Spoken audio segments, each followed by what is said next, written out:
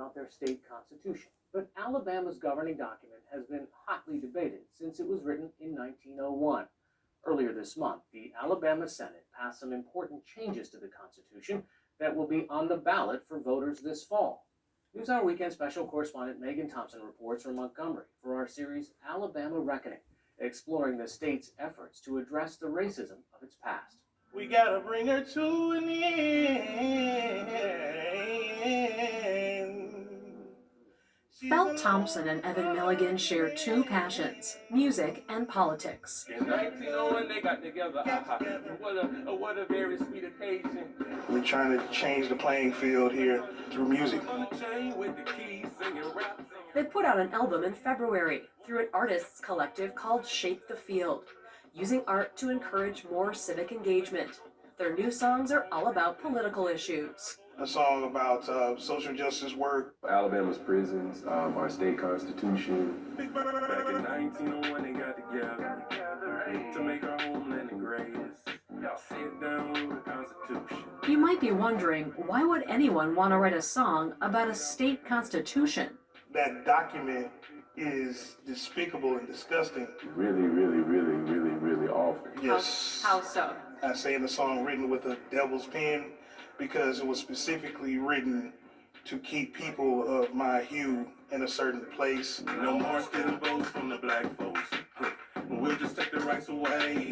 It turns out the state constitution of Alabama has been the subject of criticism and contest since it was first drafted at the turn of the last century. So we're looking at the original signed copy of Alabama's state constitution of 1901. Steve Murray is the director of the Alabama Department of Archives and History. We, the people of the state of Alabama, in order to establish justice. Murray explains that after Reconstruction ended in Alabama in the mid-1870s, a coalition of white agricultural and industrial elites came to power. They sought lower taxes and lax regulation, but a rival populist movement made up of African Americans and rural whites threatened their control.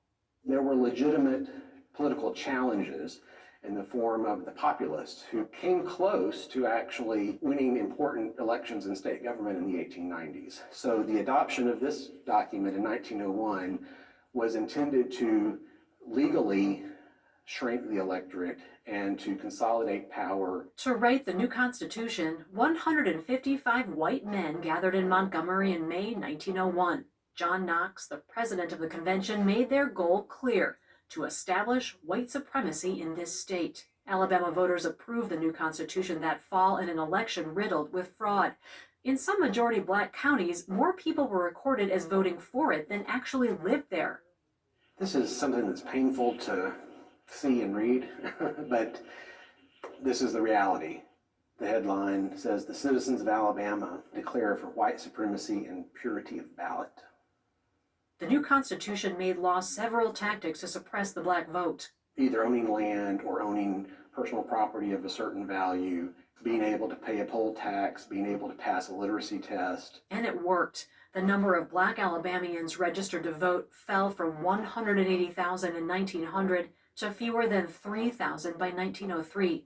The new Constitution also segregated schools and banned interracial marriage, and to satisfy the drafters' financial interests, it capped the property tax at a low rate. The state's tax structure is actually created within its core governing document, which is unusual. Most states do not operate that way. And to make sure those dissenting rural areas were kept in check, the Constitution took power away from municipalities and centralized it in the legislature. Today, the offensive sections on race are no longer in force. They've been struck down by amendment, federal law, and the Supreme Court.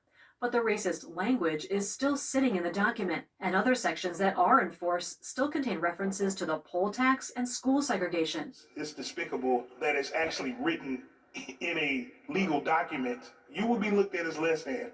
You will be looked at as trash. You will be looked at as do for me, but I won't do for you. That pervades, our history since then and well into today. The way that system was designed, the racial lens of it, and that's still very real here as far as, every metric. Well, what I have in my hand today is one of the most significant things that I've done as a member of this body. Marika Coleman is a member of the Alabama House of Representatives. And what this resolution does is removes the racist language from the Alabama State Constitution. Coleman's resolution would eliminate references to the poll tax and school segregation and delete sections that have already been repealed. It passed the Alabama Senate unanimously this month and will go to a statewide vote this fall. For Coleman, it's partly about improving Alabama's reputation. And when I think about all of the new industry that we try to recruit here, many people, the only image that they have of Alabama is hoses on African American youth in the streets of Birmingham. That's not who we are. We're not perfect, but that's not who we are today. Coleman also proposes deleting a section about involuntary servitude. No form of slavery shall exist in this state, and there shall not be any involuntary servitude otherwise than for the punishment of crime of which the party shall have been duly convicted. The 13th Amendment of the U.S. Constitution contains nearly identical language, as do 19 other state constitutions. Opponents argue it legalizes forced labor in prisons. In Alabama, it was used until 1928 to justify the state's convict lease system. Prisoners, overwhelmingly black and often arrested on trumped-up charges, were leased to private industry to do harsh manual labor for no pay. It was a horrible institution, and Alabama was the last state to abolish the convict lease system. In the last 4 years, 3 states have deleted language on involuntary servitude, and Tennessee will have an amendment on the ballot this fall, like Alabama's. I hope Alabama, which oftentimes, and it's so sad to say, is 48th or 49th or sometimes 50th, except for in football, that in this incident, that we are ahead of the 8 ball, or we're at the top, and maybe we can be an example for other states around the country. While Coleman's resolution would eradicate these dated racist provisions, it won't touch some of the other ideas from 1901 that continue to hamper the state. Today, Alabama has the second to lowest tax collections per capita in the nation. To fund operations and social services, the state relies heavily on the sales tax, which falls disproportionately on the poor. If a town or county wants to raise taxes or make other changes, they can, but they must do it through an amendment to the Constitution, which requires approval by a supermajority of the legislature and then, in some cases, the voters of the entire state. A lot of the time we spend in the legislature is on local issues, an issue that only impacts one county or one city. And this creates another problem. Since 1901, the document has been amended almost 1,000 times. At somewhere around 400,000 words, Alabama's Constitution is 50 times longer than the U.S. Constitution. Not only is it the longest state constitution by far, it's thought to be the longest constitution in the world. Coleman says the sheer length of the document makes it almost incomprehensible, as her recent work on a voter fraud task force demonstrated. And even as going through the election articles was really hard.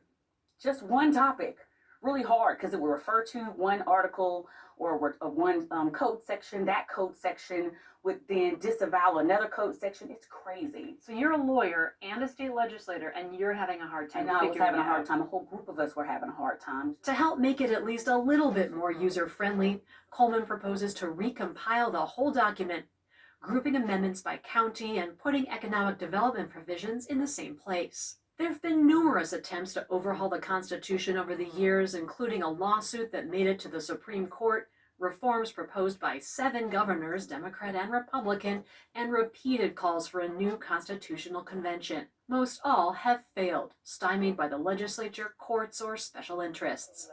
Coleman's resolution has had virtually no opposition, partially because it won't touch the issues that have been controversial in the past, which raises the question, how much of a difference will it actually make? Some people said, well, what does this really do? Your state constitution sets up your value system. And that 1901 Constitution didn't see me as equal. And so I think it's really important for us to use that symbol as a catapult to not only change the wording, but to change the hearts and minds.